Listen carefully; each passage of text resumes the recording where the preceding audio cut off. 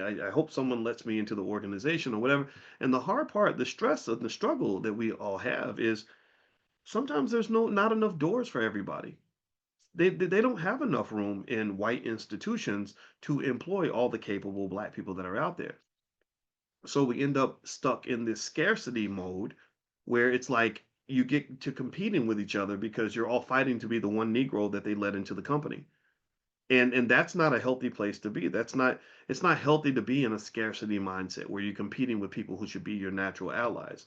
So and how does this happen? Well, it's because there are those who control the space, the arena in which you're competing. And so long story short, if you have entrepreneurship and innovation, then you have an abundance of visionaries, you have an abundance of people making plans, you have people out here building things, creating opportunities out of thin air, and it becomes an amazing place, extraordinary. It's the key, one of the keys to economic growth. So if you have capital available and you've got people that want to apply this capital to innovative ideas, then you have a growing, thriving economy. That's why the United States economy, by the way, is one of the strongest on earth. It's largely due to the fact that we're very good in the US at raising capital. We have the best financial markets on the planet. Make no mistake about it. But also, we're very good at creating these entrepreneurs. Go out to Silicon Valley, and you couldn't throw a rock without it hitting the head of a white boy who's planning on trying to build some billion-dollar startup. Like you, or or maybe he's Asian, or maybe he's black too. There's black people out there as well. They get ignored, but they do exist. And so really, I think that should be our community. I think we should have just as much innovation as possible, as much entrepreneurship, as much capital formation. The next part is this is a big one, and this is where we're getting hit pretty hard. Becker, there's a guy named Becker. He's an economist at the University of Chicago. I talked to him once when I was in grad school. He's really smart and very good at what he does. I sent him an email. He emailed me back.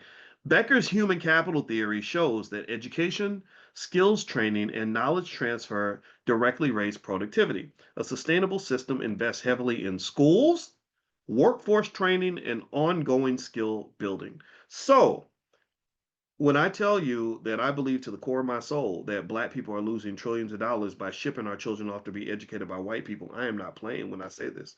I cannot apologize for those who are offended. I understand there's nuances to the argument. I know there's variations in the quality of educational systems, but you see what some of these poor kids, well, they're smart kids with lots of potential, are coming out knowing how to do absolutely nothing, having zero ability to thrive or even survive in a highly competitive society. That is a crime against humanity as far as I'm concerned.